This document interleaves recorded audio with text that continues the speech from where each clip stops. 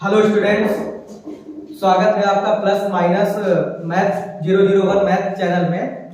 इसमें हम लोग चैप्टर 3 पढ़ रहे थे, क्लास 10th का एनसीईआरटी सॉल्यूशन। चैप्टर 3 पढ़ रहे थे pair of linear equations in two variables. तो आज वैसे भी हम लोग आखिरी पर आ गए हैं। 3.6 एक्सरसाइज के 1 नंबर के सारे क्वेश्चन, सारे पार्ट्स हम लोगों ने सॉल्व कर डाले, जो कि 8 पार्ट थे उनको हमने 3 पार्ट्स में सॉल्व कर डाले। अब हम 3.6 के ही वर्ड प्रॉब्लम क्वेश्चन नंबर 2 के 3 पार्ट जो बचे हुए हैं उनको सॉल्व करने जा रहे हैं। उनको सॉल्व करने के बाद हमारा ये चैप्टर फिनिश हो जाएगा। उसके बाद हमें करना होगा चैप्टर 4 क्वाड्रेटिक इक्वेशन, जो कि आपको नेक्स्ट वीडियो से मिलेगा। तो चलिए कंटिन्यू करते हैं। इसमें नंबर 2 का फर्स्ट क्वेश्चन है, Ritu can raw down stream 20 kilometre in 2 hours. Ritu जो है डाउन स्ट्रीम तैरती है तो 20 किलोमीटर 2 आवर्स, 2 घंटे में 20 किलोमीटर कवर करती है। And up stream 4 kilometre in 2 hours, और अप स्ट्रीम जब तैरती है तो वो 4 किलोमीटर 2 घंटे में। Find her speed of rowing in still water and the speed of current. Current मतलब पानी की धारा, पानी की धारा की स्पीड में बतानी है, और ऋतु की स्पीड बतानी है वाटर के अंदर कितनी है। सो हम क्या करते हैं, पहले दोनों की स्पीड लेट कर लेते हैं। Let equation of question number 1 का 2 का first, let the speed of Ritu. अब स्पीड ऑफ ऋतु कोई बाहर नहीं, पानी के अंदर, तो in still water, in still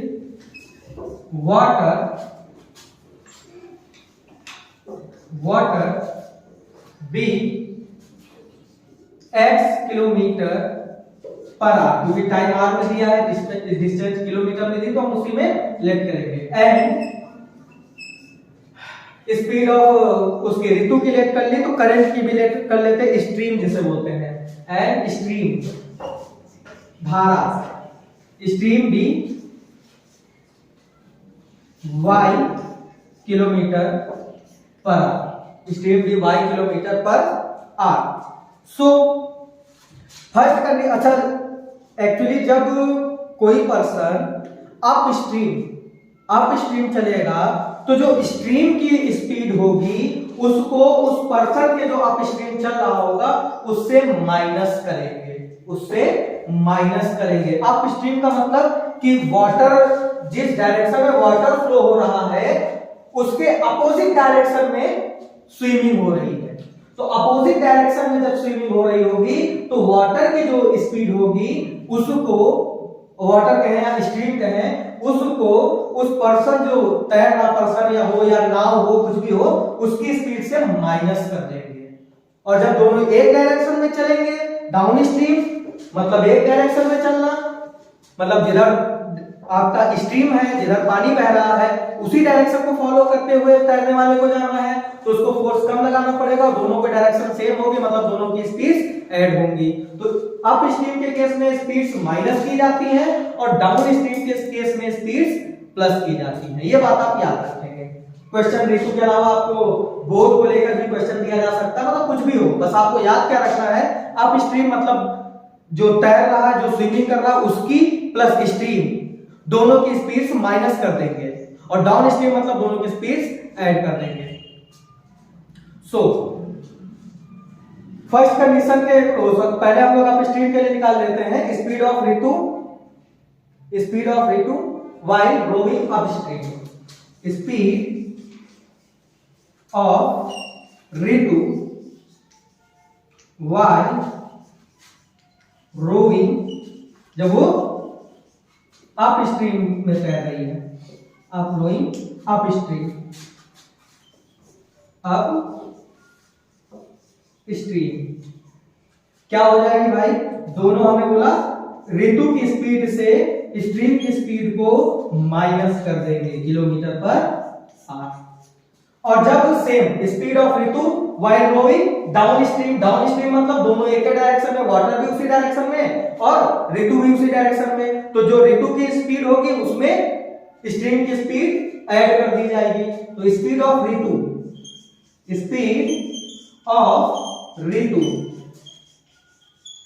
while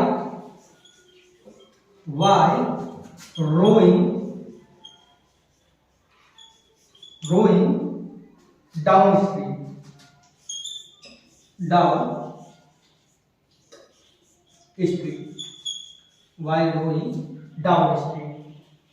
B, क्या आपको बी ना लगा के इक्वल टू लगा के ये हो जाएगा x plus y kilometre per, x kilometre per hour, x plus y kilometre per hour. तो जब ऋतु डाउन स्ट्रीम जाएगी तो 20 किलोमीटर 2 आवर्स में कवर करेगी, 20 किलोमीटर 2 आवर्स में कवर करेगी। सो उसमें आपकी कंडीशन क्या बनेगी?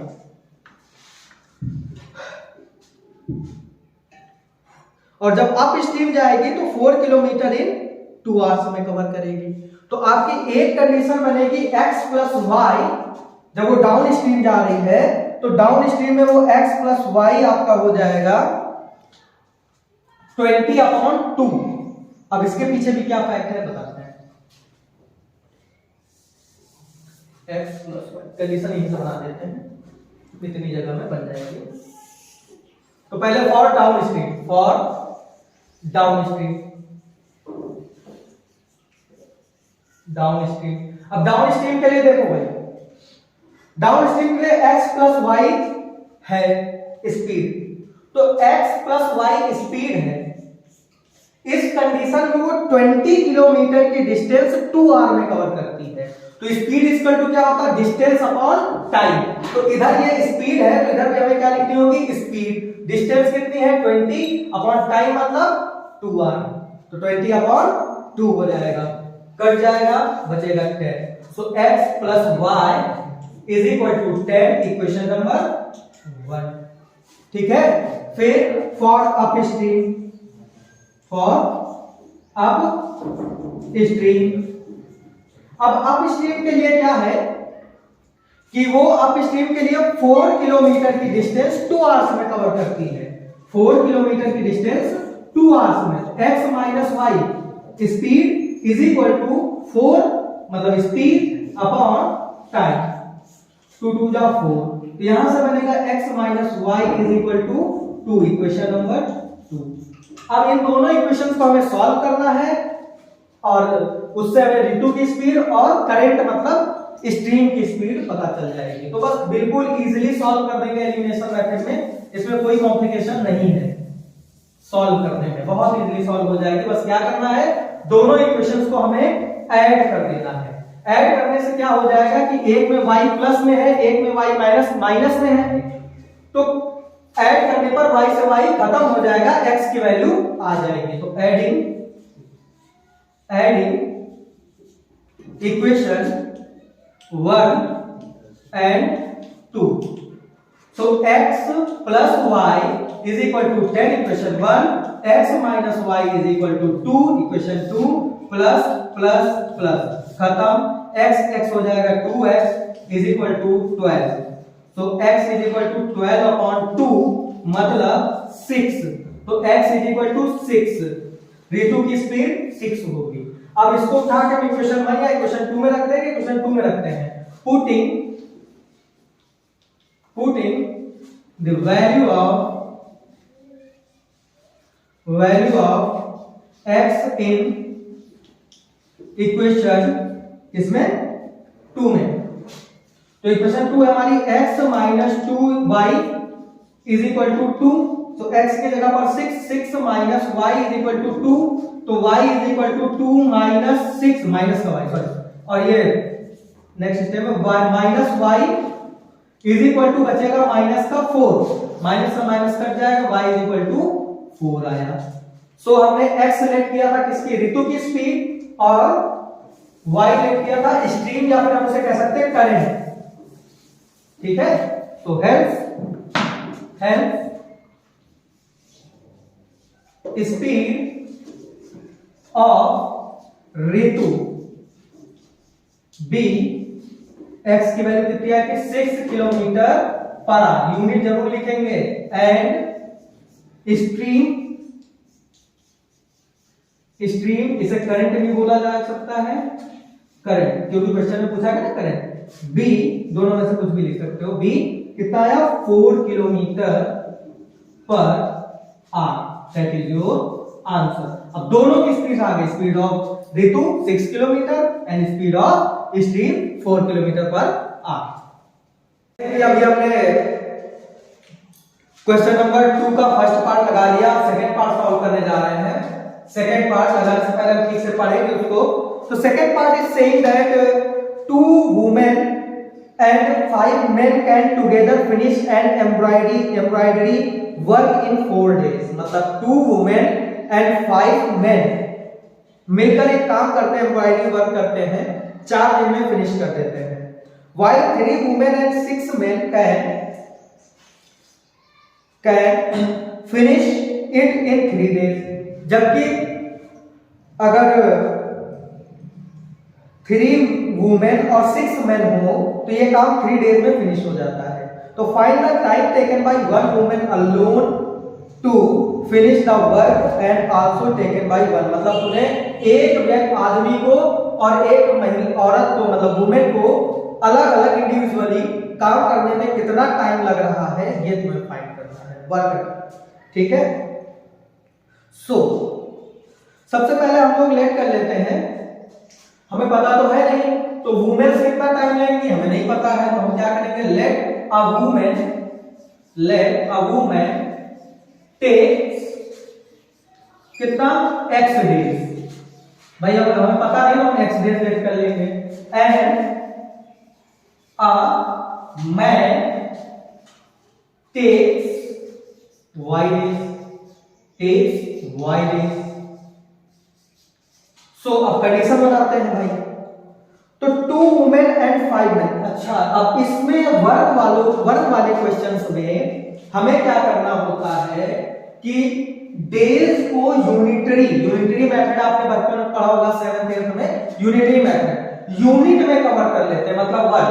अब यहाँ पे x डेज लग रहे हैं, x एक वुमेन x डेज में काम करती है जो, तो 1 डेज में उतना काम कैसे करेगी, 1/x। ठीक है,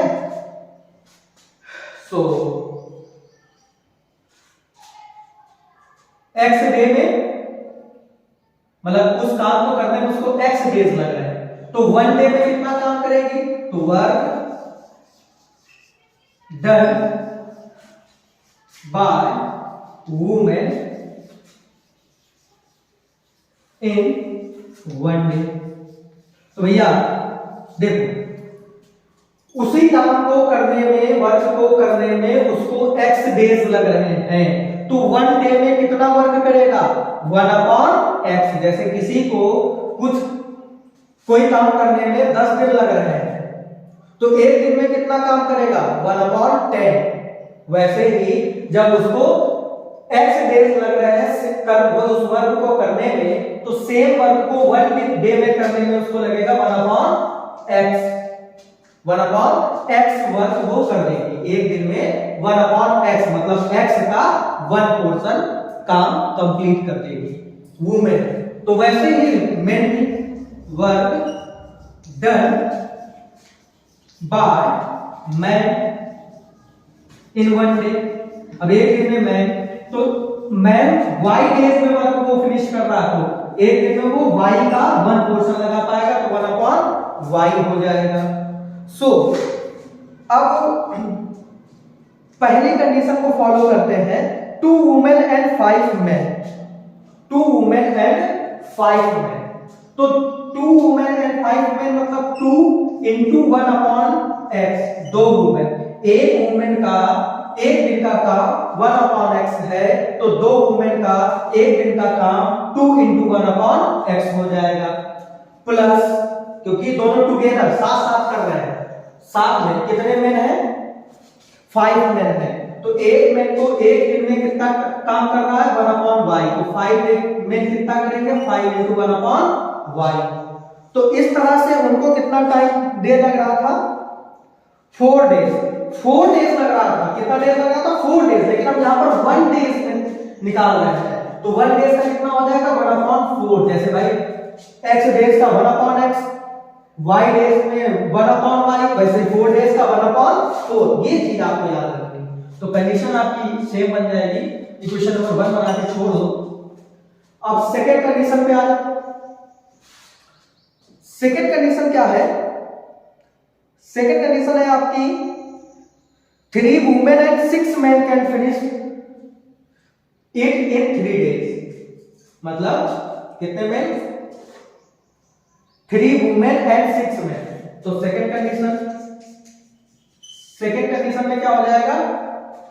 3 वुमेन है, मतलब एक वुमेन का 1/x वर्ग, तो 3 वुमेन का 3 × 1/x वर्ग, 6 × 1/y 6 मैन का कितना डेज लगा? 3। तो 3 डेज का काम 1 डे में, तो 1/3। Equation number second.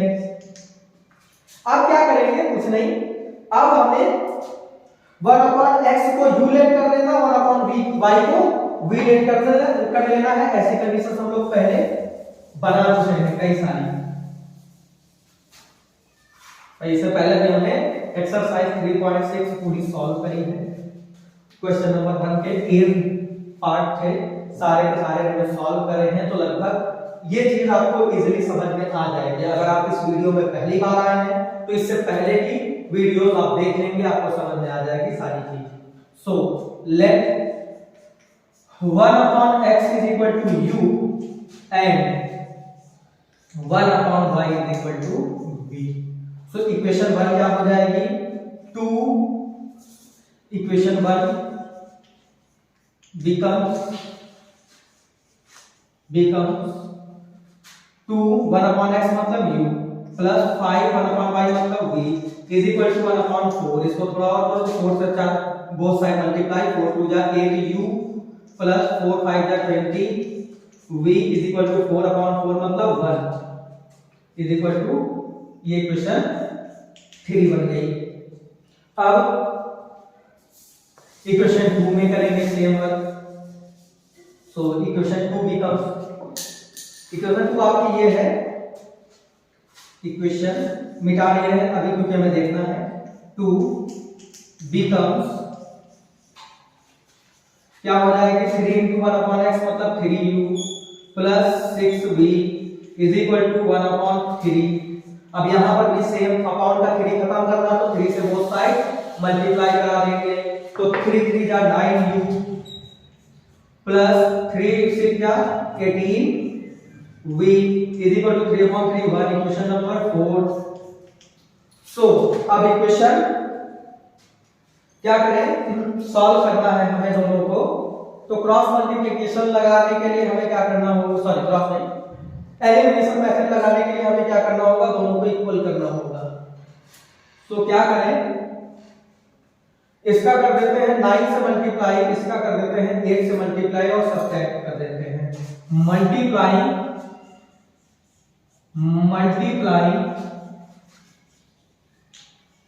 Equation 3 bye which 8 है तो इसको 9 से 9 and 4 by 8। देन उसके बाद क्या करेंगे? सब्ट्रैक्टिंग। देन सब्ट्रैक्टिंग, उसके बाद सब्ट्रैक्ट करेंगे। तो भैया सब्ट्रैक्ट करने से पहले सब मल्टीप्लाई, तो 8 9 जा 72u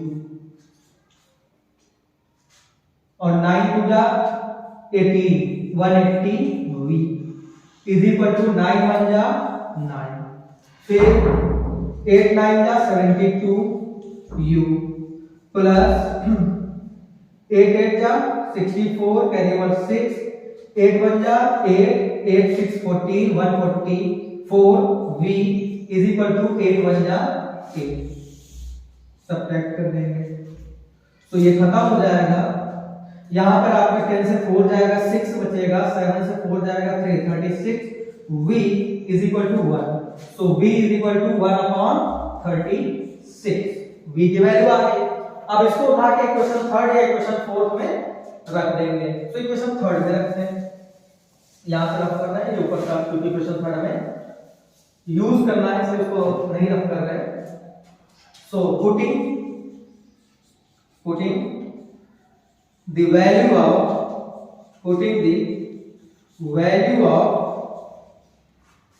v in equation which third, in equation so 8u plus 20v की जगह पे 1/36 इज इक्वल टू 1। सो 4 5 जा 20 और 4 9 जा 36। सो 8u इज इक्वल टू, ये माइनस में उधर चला जाएगा तो 1 माइनस 5/9, 1 के माइनस में चला गया 5/9। ठीक है, सो आगे का काम क्या करते हैं, हमें इन वैल्यूज की वैसे दी। हाँ, v की वैल्यू याद रखेंगे 1/36। v की वैल्यू क्या है 1/36। इसको लिख लेते हैं के ऊपर ताकि याद रहे, क्योंकि बाकी तो हम रफ कर चुके हैं। तो v = 1/36 लिखा रहने तो उसके आगे का करो। तो 8u इज इक्वल टू 9 1 जा 9, 9 से 5 जाएगा 4 तो 4/9। 8 अपॉन में चला जाएगा तो u is equal to 4/9 into 8। 4 2 जा 8, 9 2 जा 18, 1/18। सो u की वैल्यू आई है बच्चा 1/18। तो since x is equal to 1/x is equal to हमने लेट किया था 1/18। सो क्रॉस मल्टीप्लाई करने पर x की वैल्यू आ जाएगी 18 और 1/y इज इक्वल टू हमने लेट किया था 30v। तो v की वैल्यू आई 1/36 तो 1/y is equal to 1/36। Cross multiply करने पे y की वैल्यू आएगी 36। सो हेंस अब एक जो वुमेन है वो 18 डेज ले रही है सेम वर्क को करने में और मैन 36 डेज दिया। मतलब मैं जो है वो थोड़ा सा काहिल है, काम को धीमे धीमे कर रहा है, 36 डबल सीधा डबल मार्जिन है। तो हेंस वुमेन मतलब वुमेन वर्कर मेहनती है। अ वुमेन टेक्स कितना 18 days and a man takes 36 days. That is your answer. अब लगाते हैं 2 नंबर का third part. Third part is saying Ruhi travels 300 kilometre to her home partially by train and partially by bus. मतलब थोड़ा सा बस से थोड़ा सा ट्रेन से वो 300 किलोमीटर के डिस्टेंस कवर करती है। She takes 4 hours if she travels 60 kilometre by train।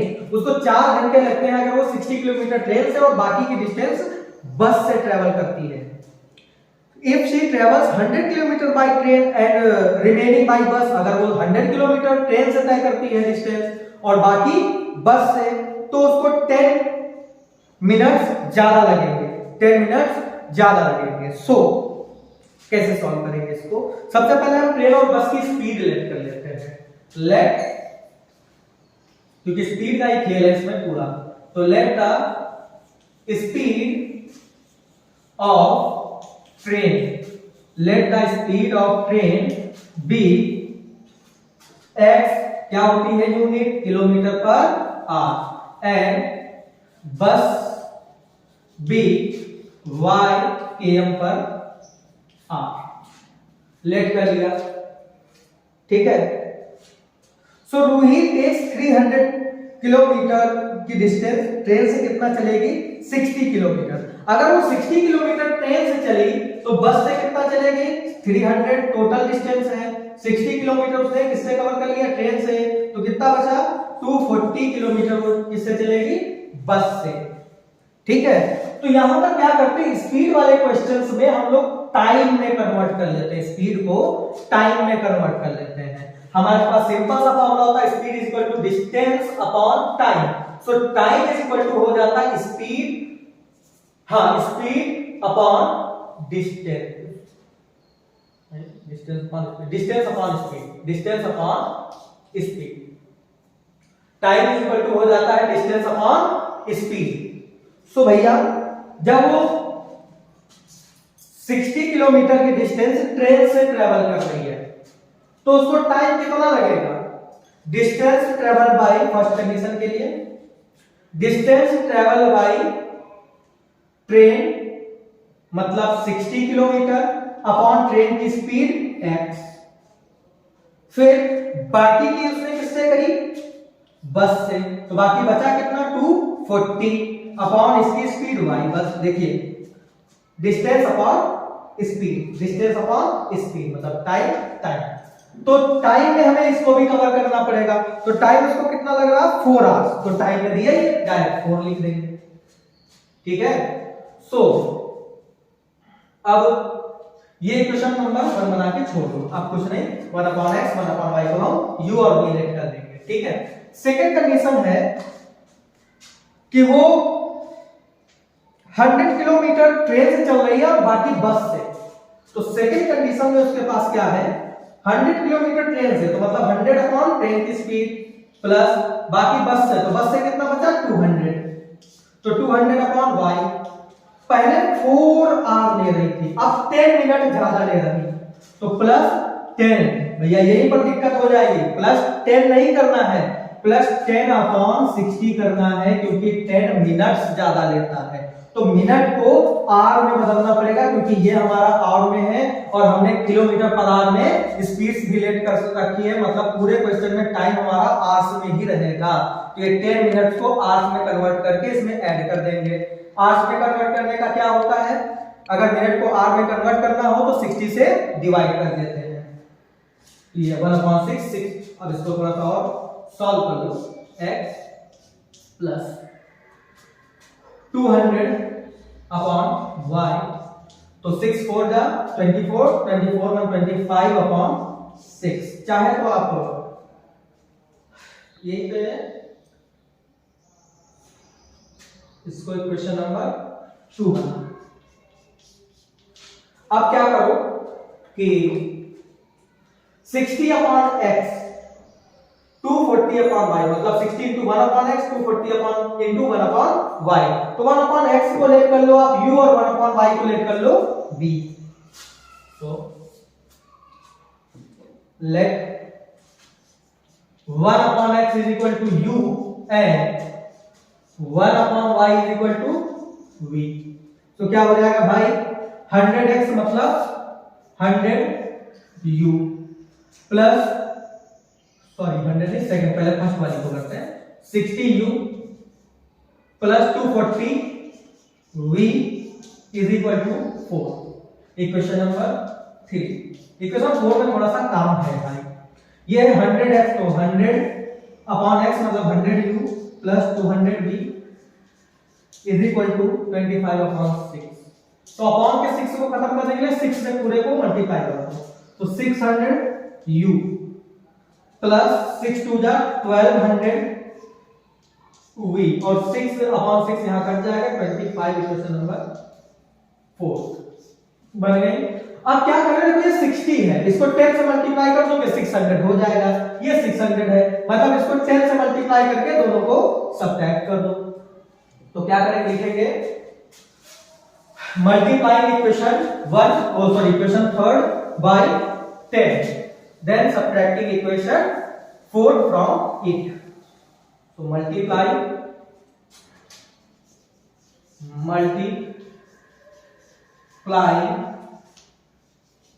equation 3 by 10 then subtracting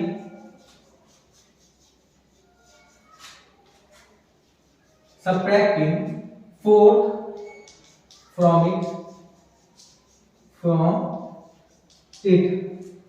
तो 10 से मल्टीप्लाई तो पड़ जाएगा 600u third plus 24080v is equal to यहां हो जाएगा 40, इसे सब्ट्रैक्ट करना, नीचे 600u plus 1200v is equal to 25, subtract कर दो, माइनस माइनस माइनस, ये हो जाएगा खत्म, और 1200v इज इक्वल टू यहां पर 10 से 5 बचा और 3 से 2 115, so v is equal to 15 upon 1200, 5 3 जा 15 और 5 2 जा 10 और 5 4 जा 20, 0, सो 3 1 जा 3 3 8 जा 24, 80, 1 अपॉन 80। तो v इज इक्वल टू आपका आया 1/80। अब v की वैल्यू उठा के इक्वेशन नंबर थर्ड में रख देंगे, इक्वेशन नंबर थर्ड में रख देंगे। पुटिंग